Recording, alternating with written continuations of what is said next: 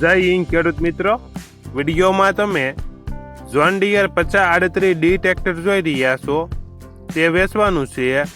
વિડીયોમાં તમે ટ્રેક્ટરની કન્ડિશન જોઈ શકો છો.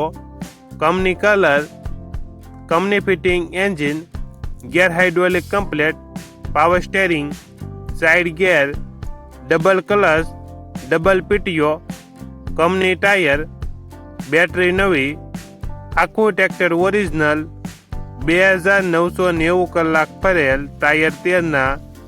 ટ્રેક્ટરમાં કોઈ પ્રકારનો ફોલ્ટ નથી. મોડલ 2017.